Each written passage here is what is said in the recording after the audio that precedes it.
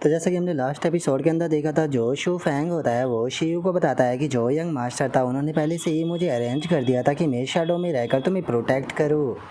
जो सुनते के साथ ही अब जो शियू होती है वो वहाँ से जाने लगती है और वहाँ से जाते हुए जो शू फैंग होता है उससे बोलती है कि ब्रदर शू फैंग, बहुत बहुत शुक्रिया उस दिन मुझे बचाने के लिए। और अब उसके इतना बोलते के साथ ही हमारा व्यू लीटियान के ऊपर आ जाता है, जो कि जो जनरल फैंग होता है उससे मिलने के लिए आया होता है। और अब जो लीटियान होता है वो जनरल फैंग की तरफ देखते हुए उसे बोलता है कि अगर मैं शाही हूँ तो जो डेसोलेट रीजन है उसके अंदर जाने का तुम्हारा मैन रीजन जो है वो सेलेस्टियल आर्टिफैक्ट नहीं था, बल्कि जो डेवोरिंग वेल थी। मैन, तुम्हारा पर्पज वही थी। जो सुनते के साथ ही जो चैनल फैंग होता है वो भी लीटियान की तरफ देखने लगता है और उसकी तरफ देखते हुए बोलता है कि हाँ, तुमने बिल्कुल सही कहा।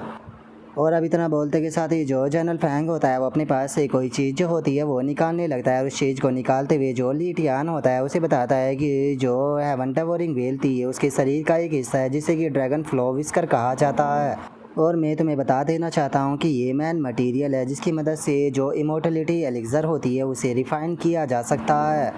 और अब जनरल फैंग की इस बात को सुनते के साथ ही जो लीटियान होता है वो भी थोड़ा सा सीरियस हो जाता है और वो जनरल फैंग से बोलता है कि क्या इसका मतलब ये है कि तुम इमोर्टलिटी पिल जो है उसे रिफाइन करने वाले हो। जो सुनते के साथ ही जो जनरल फैंग होता है वो लीटियान से बोलता है कि तुम तो जानते ही हो कि और मेजेस्टी जो है वो टाइम के साथ में और भी ज़्यादा बूढ़े जो है वो होते जा रहे हैं। अब उनके पास में केवल एक ही उम्मीद है, इमोर्टलिटी पिल।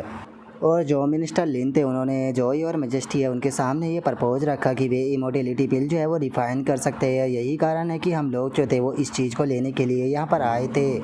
जो सुनते के साथ ही लीटियान जो होता है वो मुस्कुराते हुए बोलता है कि सच में ऐसा लगता है कि जो लक है वो भी तुम लोगों का ही साथ जो है वो दे रहा था, क्योंकि जो डेवोरिंग वेल थी उसने भी तुम लोगों के ऊपर ज़्यादा ध्यान नहीं दिया और वो वहाँ से चली गई।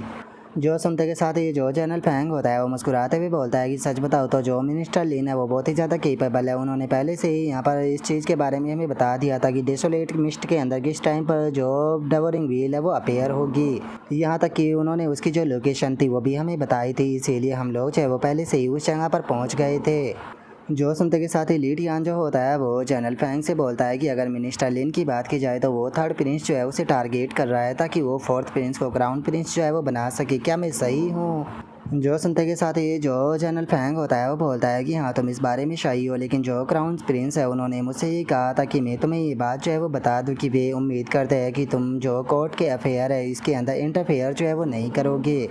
क्योंकि उनका कहना है कि वे इस बार खुद से ही जो पूरी की पूरी सिचुएशन है उसे हैंडल करना चाहते हैं। जो सुनते के साथ ही अब लीटियान जो होता है वो वहीं टेबल पर बैठ जाता है। और तभी जो जनरल फैंग होता है वो लीटियान से बोलता है कि जो इमोर्टलिटी पिल है शायद ये क्राउन प्रिंस को भी कोई उम्मीद जो है वो दिखा रही है और तुम भी इस चीज़ को जानते हो, इसीलिए जो क्राउन प्रिंस है वो इस मैटर को नहीं रोक रहा, बल्कि जो क्राउन प्रिंस था उसने खुद मुझे यहाँ पर भेजा था ताकि मैं जो ये चीज़ है इसे यहाँ से लेकर जा सकूँ, क्योंकि जो क्राउन प्रिंस है वो खुद से इस चीज़ को देखना चाहते हैं कि क्या सच में जो मिनिस्टर लिन है वो इमोर्टलिटी पिल जो है उसे रिफाइन कर सकते हैं। और मुझे लगता है कि मुझे तुम्हें ये चीज़ बताने की ज़रूरत नहीं है कि जो क्राउन प्रिंस है वो ये चीज़ करने की कोशिश क्यों कर रहा है, क्योंकि क्राउन प्रिंस इस चीज़ को जानना चाहता है कि क्योंकि इमोर्टलिटी जो पिल होती है क्या सच में वो लोगों का जो लाइफ स्पैन होता है उसे बढ़ा सकती है। और मुझे ऐसा लगता है कि क्राउन प्रिंस जो है वो ये एक चीज़ जो है वो किसी के लिए करना चाहते हैं। वे चाहते हैं कि किसी पर्सन के जो लाइफ स्पैन है उसे बढ़ाया जा सके। जो सुनते के साथ ही लीटियान जो होता है वो थोड़ा सा उदास होते हुए बोलता है कि ज़िंदगी और मौत जो होती है वो इंसान की किस्मत के ऊपर डिपेंड होती है, इसीलिए हमें कभी भी किसी के लाइफ स्पैन को फोर्स कर उसे आगे नहीं बढ़ाना चाहिए। जो सुनते के साथ ही जनरल फैंग जो होता है वो लीटियान से बोलता है कि सच बताओ तो मैंने भी क्राउन प्रिंस के ऊपर सेम यही शब्द बोलते हुए थोड़ा सा प्रेशर बनाने की कोशिश की थी, लेकिन उन्होंने मुस्कुराते हुए मेरे शब्दों को ठुकरा दिया। और मैं भी यहाँ पर जो क्राउन प्रिंस है उसके खिलाफ जो है वो नहीं जा सकता हूँ, क्योंकि तुम मेरी सिचुएशन को समझ सकते हो, मैं बस उसका एक सबॉर्डिनेट हूँ, इसीलिए मैं क्राउन प्रिंस का जो माइंड है उसे चेंज नहीं कर सकता। और मुझे नहीं लगता कि केवल थ्रोन को पाने के लिए जो क्राउन प्रिंस है वो अपने माइंड को चेंज भी करने वाले हैं, क्योंकि जो क्राउन प्रिंस है वो अपने थ्रोन से ज़्यादा तुम्हें वैल्यू देते हैं। क्राउन प्रिंस के लिए सबसे ज़्यादा तुम ही हो और तुम्हें बचाने के लिए वो किसी भी हद तक जा सकता है।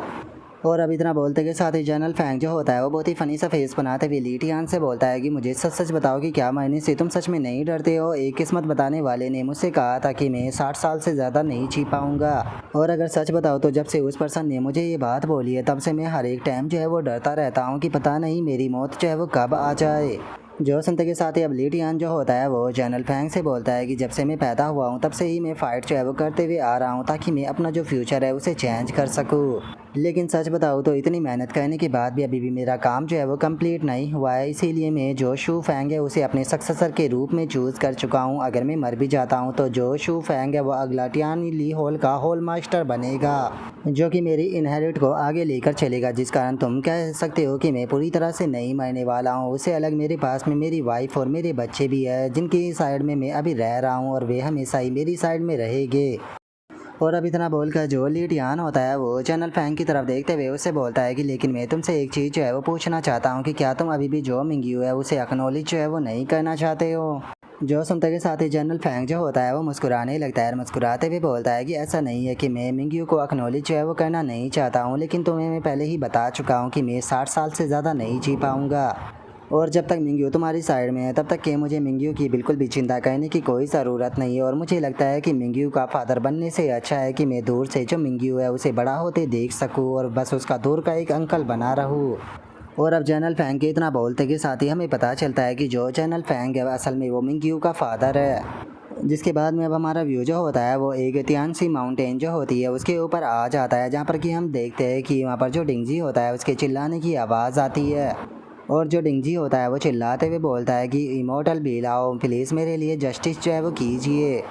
इस टाइम पर मुझे आपकी मदद की सख्त से ज़रूरत है। मैं चाहता हूँ कि आप मेरे लिए एक बंदा जो है उसे सबक सिखाए, जिसका नाम कि लीडियान है। उस बास्टर ने जो मेरा डिसाइपल है वो मुझसे छीन लिया है, इसीलिए मैं इमोर्टल बीलाओ से यहाँ पर मदद मांगने के लिए आया हूँ।